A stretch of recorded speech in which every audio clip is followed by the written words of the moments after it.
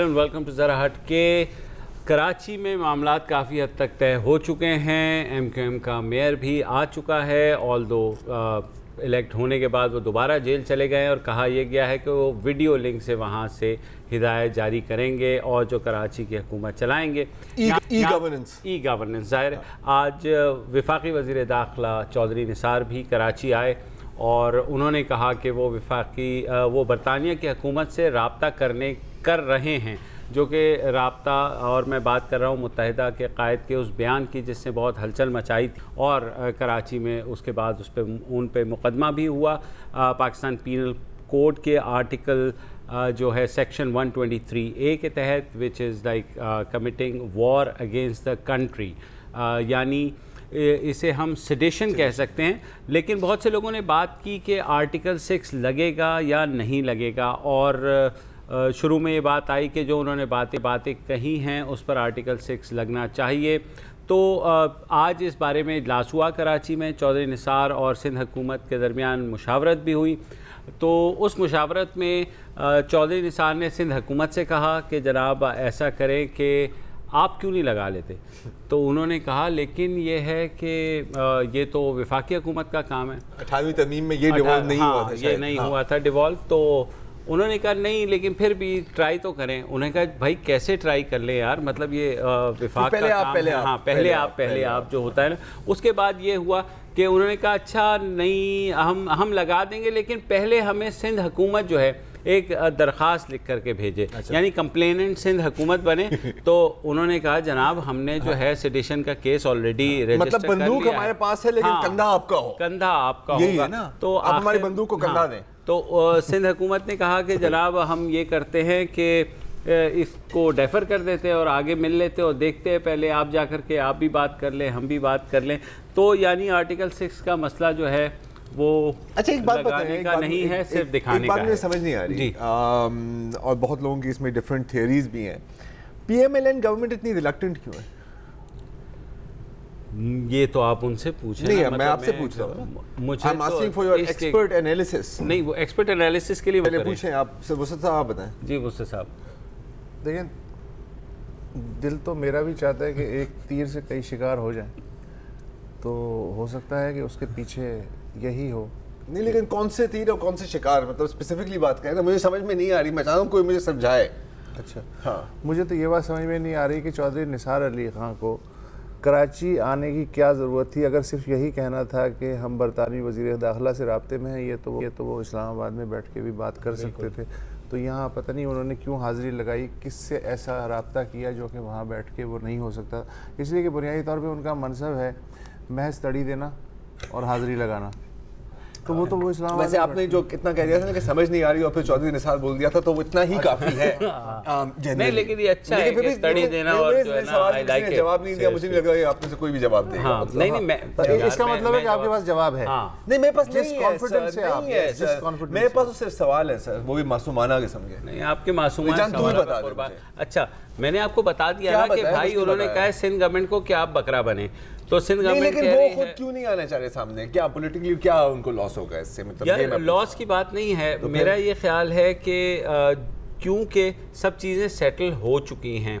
अब MQM London अलग हो गई है, एमक्यूएम पाकिस्तान अलग हो गई है, तमाम स्टेक होल्डर्स इन्वॉल्व हो गए हैं और आज ये भी तय हुआ है कि फ़िलहाल 90 नहीं खोला जाएगा, उसको भी अगले कई दिन तक जो है वो बंद रखा जाएगा, अनलेस जो है पहले देखा जाएगा कि किस तरीके से पार्टी चलती है। लंदन वाले असर्ट तो नहीं करते हैं, तो उसके बाद वो करके जो है ना वो दोबारा खोला जाएगा। एमक्यूएम लंदन, एमक्यूएम पाकिस्तान, हाँ ना, तो ये भी बड़ी इंटरेस्टिंग बात है क्योंकि आज रेंजर्स हेडक्वार्टर पाकिस्तान से एक प्रेस रिलीज शाया हुआ है कि तफसीलात के मुताबिक मुल्ज़िम महमूद अब्बास हसन वगैरह वगैरह का ताल्लुक MQM और ब्रैकेट्स में लंदन सेक्रेटेरिएट की अस्करी विंग से है। हाँ। तो मतलब कि अब इसको ऑफिशियली आना, इसका क्या मतलब है कि अब हम एक डिस्टिंक्शन क्रिएट कर रहे हैं।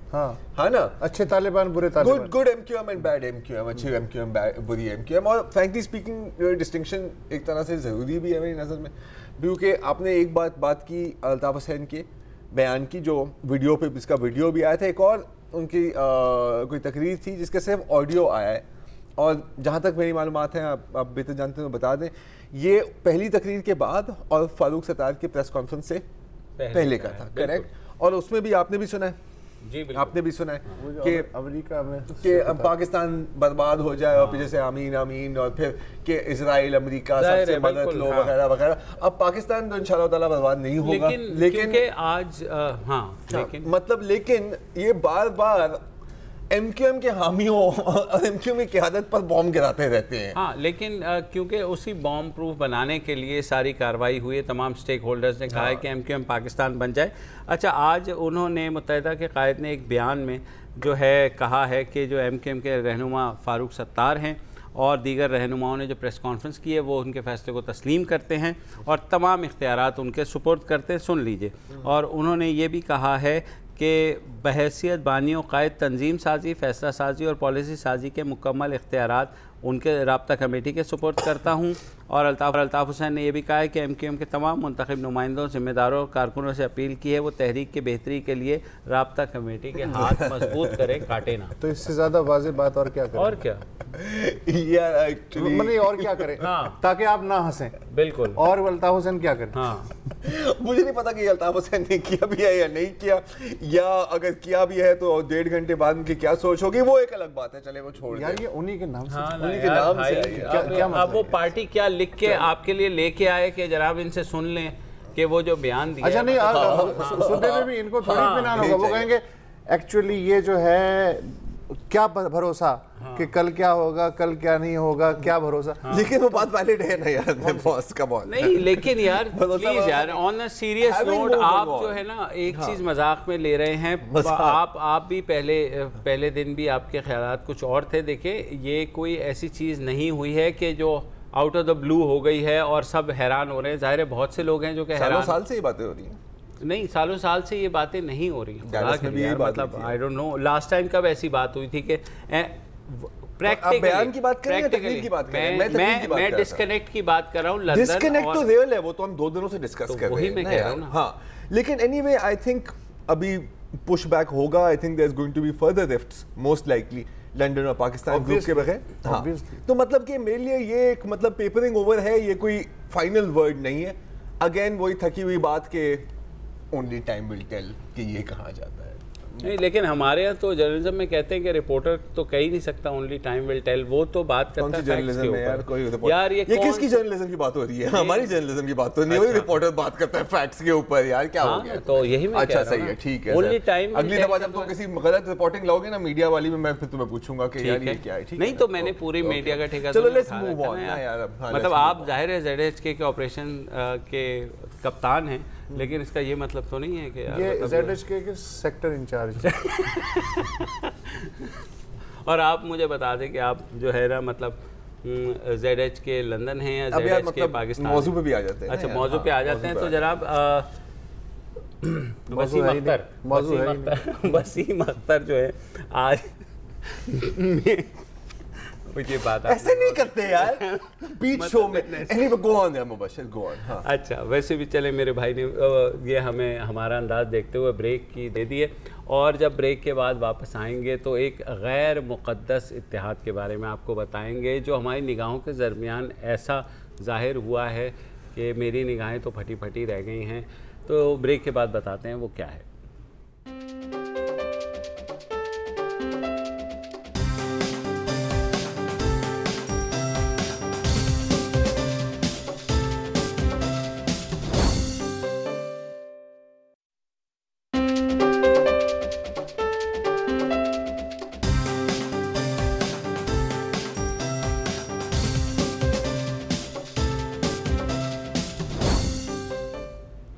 Welcome back. اور آج ایک عجیب سا منظر دیکھنے کو ملا کراچی کے ڈسٹرکٹ ویسٹ میں, جب عمران اسماعیل جو کہ لوکل لیڈر ہیں PTI کے, اور جو ہے ساری جو کراچی میں لوکل باڈیز الیکشنز ہوئی تھیں انہوں نے سپروائز بھی کیا تھا. وہ الگ بات ہے کہ PTI کو سیٹس بہت کم ملی, مگر ایک آدھ جو ان کا ڈسٹرکٹ میں ان کو سیٹیں ملی تھیں.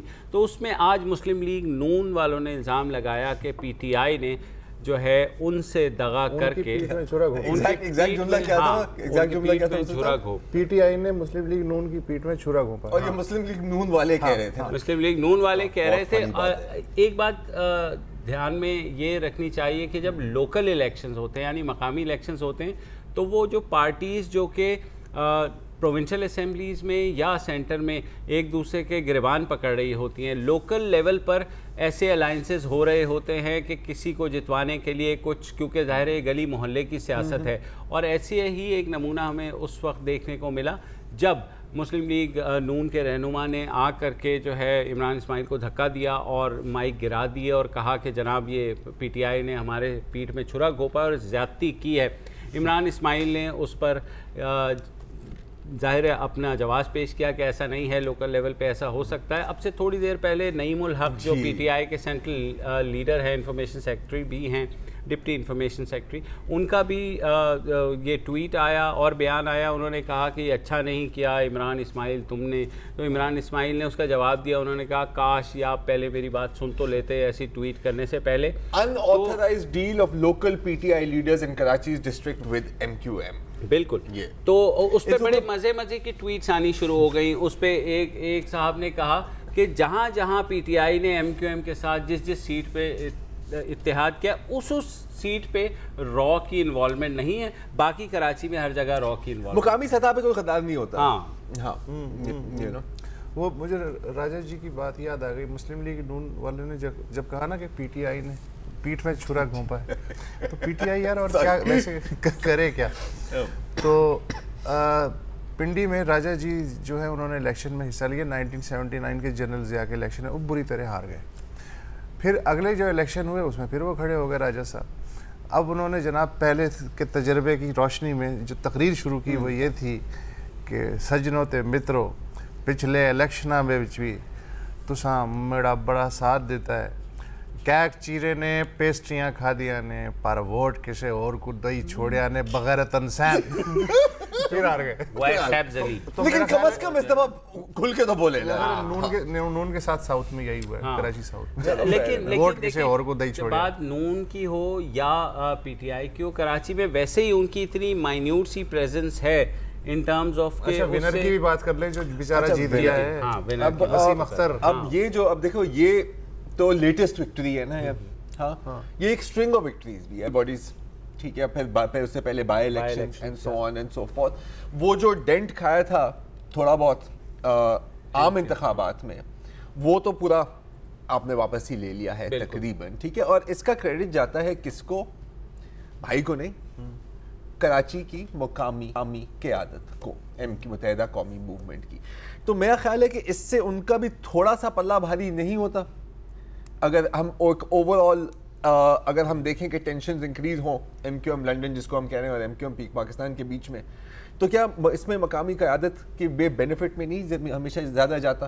کیونکہ آخرکار آن دا گراؤنڈ وہ ہیں, ان کا ووٹ بینک جو برقرار رکھا ہے انہوں نے ہی برقرار رکھا ہے. میرا تھوڑا سا اختلاف یہ کہ میرے خیال میں لوگوں نے بھرپور ووٹ دیا ایم کیو ایم کو جتوانے کے لیے, کیونکہ مقامی قیادت تو آدھی سے زیادہ انڈر گراؤنڈ تھی اور مطلب ظاہر ہے کو بہت زیادہ ان کے خلاف جو ہے آئی نو کیمپیننگ, لیکن ظاہر ہے ان کو جو آپریشن چل رہا تھا ان کو نہیں کرنے دیے جا رہے تھے, باقی چیزیں بھی تھی اور بات ہو رہی تھی کہ بھائی اچھا جو کچھ ہوا وہ تو ہو گیا نا, اب لکیر پیٹنے سے کیا فائدہ. اب آپ مجھے یہ بتائیے کہ کیا کر لیں گے یہ جو گنجی کیا نہائے گی کیا نچوڑے گی, جو محاورہ اردو کا, یہ جو بلدیاتی نظام دے دیا گیا ہے, میئر بھی بن گیا, 30 کو اوتھ بھی اٹھا لیں گے, اس کے بعد کریں گے کیا؟ ان کے پاس کوئی اختیار ہے؟ یہ اختیار لینے کی پوزیشن میں ہیں؟ آگے کی بات کریں. دیکھیں اختیار لینے کی پوزیشن میں تو نہیں ہے, ٹھیک ہے. جو ان کے پاس اختیارات ہیں وہ تھوڑے بہت, انہی پہ گزارا ان کو کرنا پڑے گا. اول تو سب سے پہلا تو چیلنج یہ ہوگا وسیم اختر کا کہ وہ باہر آئے. آج بھی ان سے یہ سوال ہوئے کہ جناب 12 مئی کے اوپر آپ کو وہ کر لیا گیا, تو انہوں نے آگے سے یہ کہا کہ اگر ہمت تھی تو پھر پرویز مشرف کو پکڑ لیں. جتنی دیر اندر رکھیں گے وسیم اختر کو تو وسیم اختر کے نمبر بن رہے ہیں. ایگزیکٹلی, ہاں obviously تو سر یہ اپوزیشن سے بھی تو یہی ہوا ہے نا, ابھی یہ بات کر رہے تھے نمبر ہی بنے. آپ یہ دیکھیں, مجھے جو لوکل باڈیز کے ہونے کا سب سے بڑا فائدہ کم از کم یہ ضرور ہوگا, اور کراچی کے اعتبار سے میں نے ضرور دیکھا ہے کہ ہر گلی محلے میں کونے میں ایک گھر میں یا ایک کمرے میں کونسلر ضرور بیٹھا ہوتا ہے جو آپ کی پرابلم کرے گا کیا؟ نہیں بیٹھا رہے گا، پروگرام سنے گا بھی پرابلم، لیکن کرے گا کیا؟ اس لیے کہ کچرا تک اٹھانے کا جو اختیار ہے وہ تو حکومت سندھ کے پاس ہے. مطلب میرے گھر کے باہر جو کچرا اس وقت موجود ہے، پریکٹیکل سچویشن یہ ہے کہ اس کو اٹھانا انلیگل ہے. کیا آپ کو یہ بات معلوم ہے؟ Solid waste management board of Sindh کے تحت وہ کچرا حکومت سندھ کی ملکیت ہے، میں نہیں اٹھا سکتا ورنہ یہ کار سرکار میں مداخلت ہو جائے گی. سر وہ تو آپ کو ہی پتا ہے کہ لیکن میں خیال ہے کہ فرینکلی سپیکنگ کیا ہے وہ بھی یہ کیش کر لیں گے، کیونکہ دیکھیں جیسے آپ کو پتا ہے نا کہ سارے اختیارات ہند حکومت کے پاس ہیں، آپ کو بھی پتا ہے، تو یار ووٹر کو بھی یہ بات پتا ہے. صحیح بات. وہ ناراض ہوگا ضرور، وہ جائے گا اپنے ضلع کاؤنسلر کو گالیاں دے گا اور وہ کہے گا کہ یار دیکھو یار وہ لوگ ہمیں اختیارات نہیں دے رہے، تو وہ بھی وہ سینس آف ریزنٹمنٹ کو فیل کرے گا. آپ کو جو ہماری میں سب سے زیادہ لوگوں کا شکوہ یہ ہے کہ بھائی ہمیں تو کوئی ملتا ہی نہیں جس سے کم از کم ہم بات تو کر لیں. انہیں بھی پتا ہے کہ کتنی پرابلم سالو ہوگی اور کتنی ہوتی رہی ہے، لیکن ملنا ہی نا یار، لیکن ملنا ایک بہت بڑی بات ہوتی جو چیف منسٹر کو چیف سیکرٹری انسپیکٹر نہیں بننا چاہیے میرے خیال میں. نہیں بننا نہیں 100%. اس سے انہیں کیا فائدہ ہوگا؟ سر ایم پی اے کو گھل صفائی نہیں کرنی چاہیے. بالکل، یہ تو سب لوکل گورنمنٹ کے کام ہوتے ہیں نا، انڈرسٹوڈ چیز ہے نا. لیکن ہمارا سسٹم، یہ بھی ہم نے پہلے بھی ڈیبیٹ کیا، ہمارا سسٹم ہی کچھ طرح اور گیئرڈ ہے. کوئی صوبہ یہ اختیار دینے کو تیار نہیں ہے. اس کی کیا وجہ ہے؟ اس قدر عزیز ہیں نالیاں، سڑکیں، کچرا. سر یہ عزیز نہیں ہیں، اس قدر عزیز ہیں، انہیں اپنی کوئی پارٹی یہ نہیں چاہتی کہ لوکل لیول پر جو ہے نا امپاور ہو جائیں لوگ. لوکل لیول پر ظاہر ہے لوکل لیول پہ امپاور ہوں گے وہ آگے، وہی لوگ پھر آگے جائیں گے، ایم پی ایس بنیں گے اور پارلیمنٹ تو وہاں تو ظاہر ہے لیڈ بیٹھے گی. ایک پتہ بریک کا ٹائم آ گیا، اب کراچی کی بات کر رہے تھے تو میں ایک چیز کہوں گا کہ یہ جو ایم کیو ایم ایل، ایم کیو ایم پی کے بعد نا ایک ٹویٹر پہ بڑے خوبصورت ایک بات کی تھی کسی نے، اس نے کہا تھا کہ یار 2 دن پہلے تک پی ایس پی کی ممبرشپ فیس آن چل رہی تھی اور اب لگ رہا ہے کہ وہ مارکیٹ سے نیچے بھی گر گئی ہے. آپ نے کہا ایم کیو ایم ایل اور ایم کیو ایم پی. ہاں میں ریڈیوس کر رہا ہوں نا یار، لنڈن پاکستان میں ٹائم لیجیے بھائی.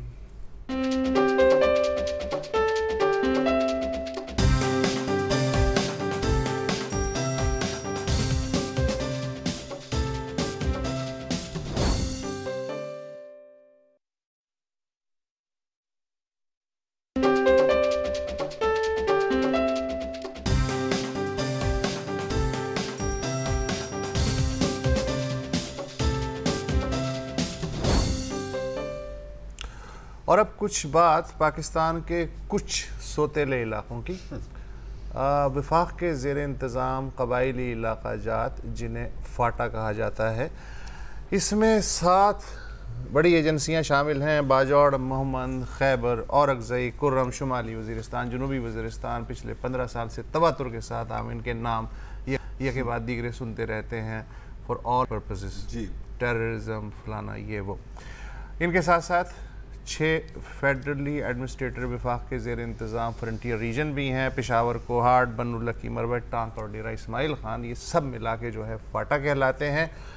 اب 2007 سے ان میں اصلاحات کا ڈول ڈالا جا رہا ہے کہ جی جو فرنٹیئر کرائم ریگولیشن ہے جو 1901 سے برٹش دور سے اس علاقے میں نافذ ہے، جس کی وجہ سے یہ علاقہ کہنے کو پاکستان کا حصہ ہے لیکن 73 کا جو کانسٹیٹیوشن ہے اس کے تحت یہ نہیں آتا. نہ یہاں ہائی کورٹ کی جورسڈکشن ہے، نہ سپریم کورٹ کی جورسڈکشن ہے. تو اب جب کہ طالبان کا زور ٹوٹ گیا ہے، فوج کا بھی اصرار ہے اور نیشنل ایکشن پلان کے تحت بھی فاٹا میں اصلاحات کا جو عمل ہے تیز کرنے کی بات ہو رہی ہے، تو سنا یہ ہے کہ ایک حتمی مسودہ جو ہے وزیر اعظم نواز شریف کی خدمت میں پیش کیا گیا ہے، جس میں سفارشات یہ کی گئی ہیں کہ جو F C R frontier crime regulation ہے اس کی جگہ رواج جرگا ایکٹ لایا جائے. لیکن یہ کیا ہے میں بتاؤں گا، یہ صرف میرے خیال میں نام چینج کیا گیا ہے، روح اس کی وہی ہے، میں ابھی عرض کرتا ہوں. دوسری سفارش جو کہ اچھی سفارش ہے، سپریم کورٹ اور ہائی کورٹ کے دائرے میں فاٹا کو لایا جائے. یہ تجویز اس پہ عمل ہو جائے تو بڑا اچھا ہے، تھوڑے سے مساوی ہو جائیں گے، ہمارے برابر ہو جائیں گے قبائلی لوگ. پھر یہ ہے کہ نیشنل فائنانس کمیشن میں 2% کوٹا وہ رکھا جائے ان ایجنسیوں کا. اگلے سال بلدیاتی انتخابات وہاں کرائے جائیں اور 64 ارب روپے سالانہ کا ترقیاتی فنڈ جو ہے کے بارے میں کوئی بات ہوئی ہے وہ ہے. سب سے جو بنیادی مسئلہ ہے وہ ہے frontier crime regulation F C R کا.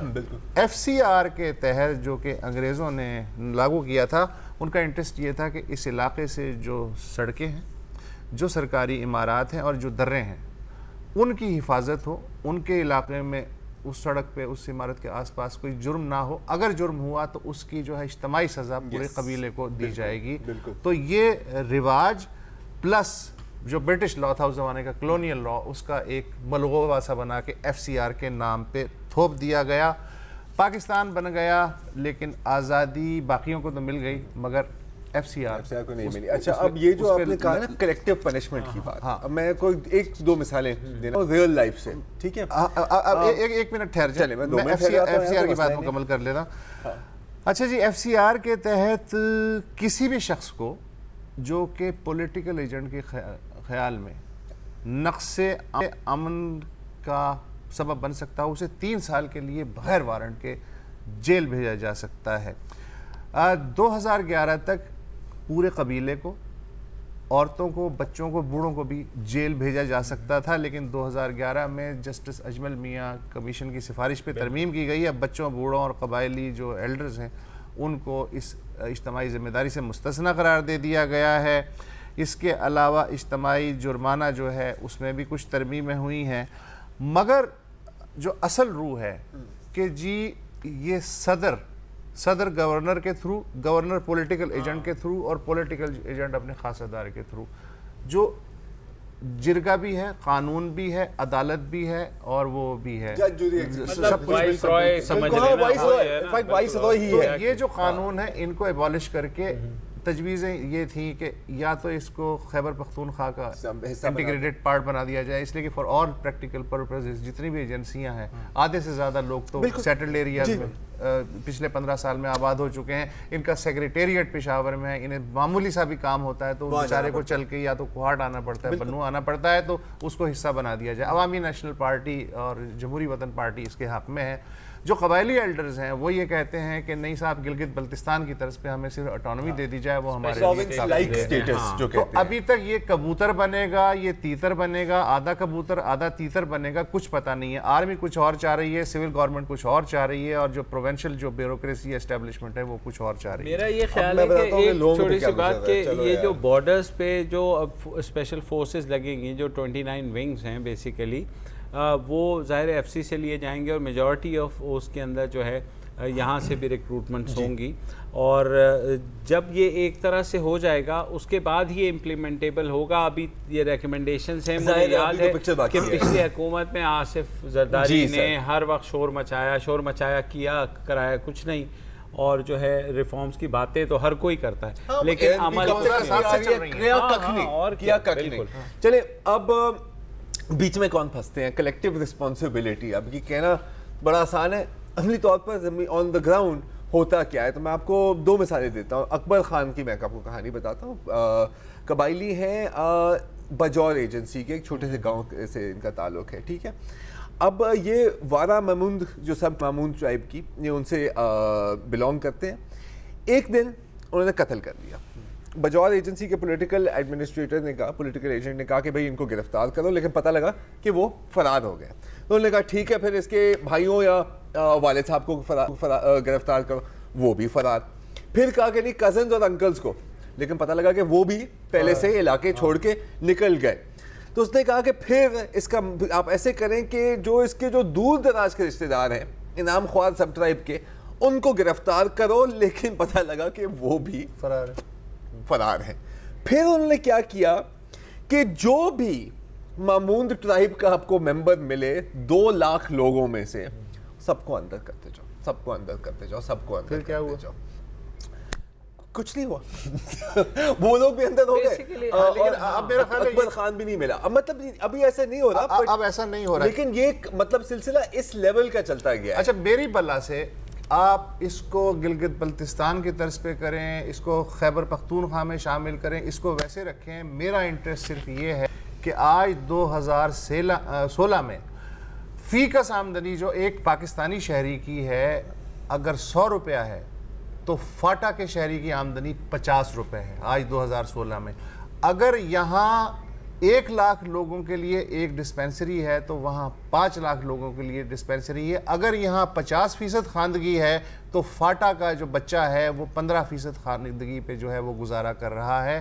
تو اس سے جان کیسے چھوٹے گی میرا انٹرسٹ. اس کے علاوہ جو وار آن ٹیرر، ڈرون اٹیک، پورا انفراسٹرکچر تباہ ہو چکا ہے. جو اسکول تھوڑے بہت بنے تھے ان کو بھی آدھا فاٹا سے باہر ہے. ایگزیکٹلی. اور شمالی وزیرستان سے جو آئے تھے کب سے باتیں ہو رہی ہیں کہ ان کو واپس سیٹل کریں گے، اناؤنس بھی ہوئی چیزیں، لیکن وہ ظاہر ہے حالات ابھی اس طرح کے نہیں ہوئے، آپریشن چل رہا ہے. تو اس کے بعد ہی تو میرے خیال میں تو سٹیٹس دے دیں تو بہت اچھا ہے، تاکہ وہیں کے الیکٹڈ لوگ جو ہے نا کے لیے اچھا ہے یار. بیکاز دیکھو ٹھیک ہے آپ نے آپریشن کر لیا، ٹھیک ہے آپ مان گئے کہ آپ نے 90 یا 99% کلیئر کر لیا، مان لیا، ٹھیک ہے. کب تک؟ جب تک یہ بیسک ریکوائرمنٹس آپ لوگوں کو نہیں دیں گے تو وہ کیا کہیں گے جی ہمارے گھر تباہ ہو گئے ہیں. احساس محرومی تو وہی محرومی کی تو حد ہے نا یار. ہم یہاں پہ رو رہے ہوتے ہیں ہماری بجلی چلی جاتی ہے، وہاں پہ سوچیں کیا گزر رہی ہو. کیمپوں میں لوگ رہ رہے ہیں. آج اگر کل وہ طالبان ریکروٹ ان کو کر سکتے تھے تو کل کوئی اور ہوگا، پرسوں کوئی اور ہوگا. تو جب تک آپ اس مطلب چیزوں کو پلگ نہیں کریں گے تو پھر آپ کے پاس رائٹ نہیں ہے کہ آپ 5 سال بعد کمپلین کرو گے. نیم دلی سے اصلاحات کرنے سے کہیں بہتر ہے کہ بالکل اصلاحات نہ کریں، وہ زیادہ نقصان دہ ہے. خانہ پوری نہ کریں، خانہ پوری نہ کریں، وہاں پہ ایک سسٹم بنائیں اور باقاعدہ جو ہے ان کو اٹانومی انٹیگریٹ کریں اور پاکستان کے دیگر شہریوں کے برابر. اور یہ خدا کے لیے جو علاقہ غیر کا جو یار اس سے پرہیز کریں، اس سے پرہیز کریں. چلیں فی الحال ایک چھوٹا سا وقفہ لے لیتے ہیں، اس کے بعد واپس آتے ہیں.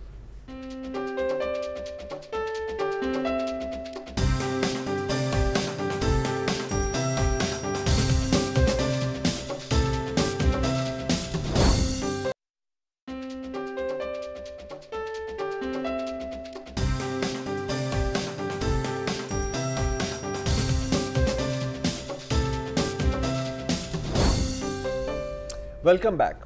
اچھا آج کل ہمیشہ ہی بہت لوگوں کے ذہنوں میں ایک سوال ہے کہ آخر کار برٹن کی گورنمنٹ کارروائی کیوں نہیں کرتی؟ آخر کار اتنے شواہد ہیں، اتنے ثبوت ہیں، اتنے کیسز فائل ہوتے ہیں، وہ کچھ نہیں کر رہے.